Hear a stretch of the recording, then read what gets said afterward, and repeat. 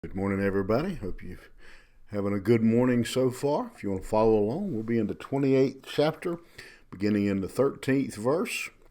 Buckle your seat belts. We're going to move kind of quickly and cover a large section today, as where the proverbs are divided. We have been looking loosely at some of the problems, the sins of mishandling finances, how to handle finances. Kind of continuing that thought. So beginning in verse 13, it says, He that covereth his sins shall not prosper, but whoso confesseth and forsaketh them shall have mercy. He says, a foolish man tries to cover up and hide his sins. And because of that, he says, we'll never be able to move forward, never be able to prosper in that when we're living in that way. Happy is the man that feareth always, but he that hardeneth his heart shall fall into mischief. A wise man, he's concerned about what happens, the consequences of his sin. And so he tries to avoid sin and live righteously, whereas a foolish man feels like he can get away with whatever he wants to, and because of that, it says his heart falls into mischief. As a roaring lion and a raging bear, so is a wicked ruler over the poor people. And here, that's pretty clear. A wicked ruler brings distress and pain to his people. The prince that wanteth understanding is also a great oppressor, but he that hateth covetousness shall prolong his days. A wise leader is not covetous, and a foolish leader, he says, is harsh on the people, and it's a lot of people who end up in leadership positions take advantage of those positions to prosper themselves at the expense of their followers. And so he says that's a wicked man. A man that doeth violence to the blood of any person shall flee to the pit. Let no man stay him. Wicked people, we know this, are violent people. But a righteous man won't help him. Righteous man doesn't give him any assistance in that wicked plan. Whoso walketh uprightly shall be saved, but he that is perverse in his ways shall fall at once. Wise man is safe. Wise man is protected, but the wicked man, he will fall. Now, notice what it says. He that is perverse in his ways shall fall at once. May not happen today or tomorrow, but eventually the wicked man will be judged and pay for his sins.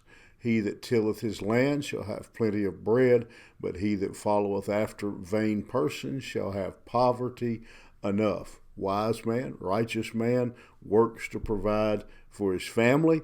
A lazy man, we've talked about this on several occasions in the book, he will be in poverty. His family will be hungry.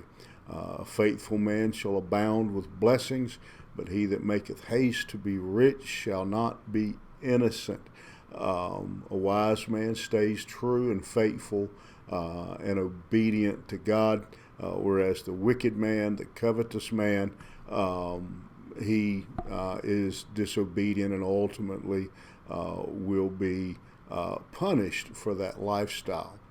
To have respect of persons is not good.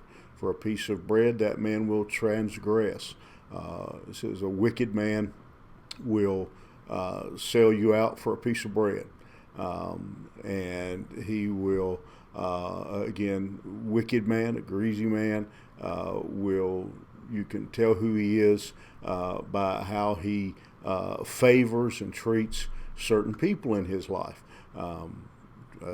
and so describes again oftentimes those who are in leadership.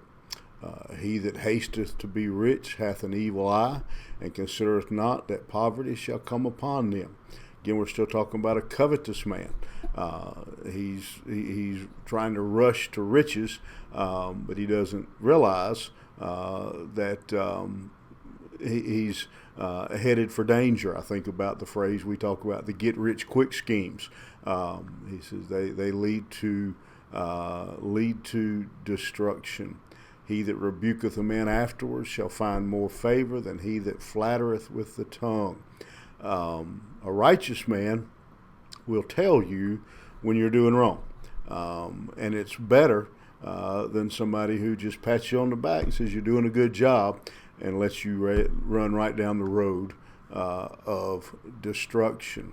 Whoso robbeth his father or mother and saith, it is no transgression, the same is the companion of a destroyer. Hard for most of us to comprehend someone who would steal from their parents.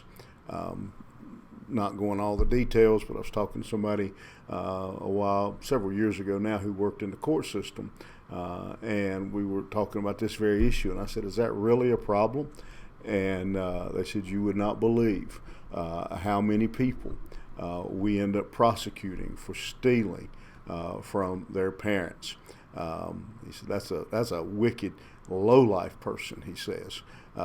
He that is of a proud heart stirreth up strife, but he that putteth his trust in the Lord shall be made fat. A greedy man trusts himself, thinks he can do it, and causes trouble wherever he goes, whereas a righteous man puts his confidence in God. Look at this next line, really powerful line. He that trusteth in his own heart is a fool, but whoso walketh wisely, he shall be delivered. A foolish man, he says, is self-absorbed, self-righteous, self-sufficient, all those self-words. He says that's a foolish man because he doesn't know where his next breath is coming from. He that giveth unto the poor shall not lack, but he that hideth his eyes shall have many a curse. The man that helps with those in poverty, the righteous man is generous, merciful, whereas the wicked man, he has no compassion whatsoever for those who are suffering. And when the wicked rise, men hide themselves, but when they perish, the righteous increase. Wicked leaders, he says, cause grief to those who follow them, cause them to flee. I think about, some of the pictures I've seen of people fleeing the communism of Cuba, floating on whatever they could find to try to float over and get to Florida and to get out of Cuba.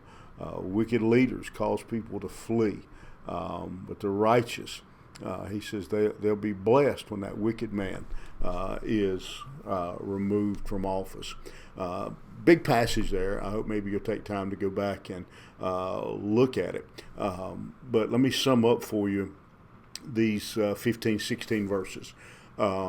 Is how we as the citizens are to conduct ourselves and the consequences of bad choices. Same for the leaders, that the government, those in authority, have a responsibility, and how wickedness, while it may seem on the surface to be prospering, you are planting corruption.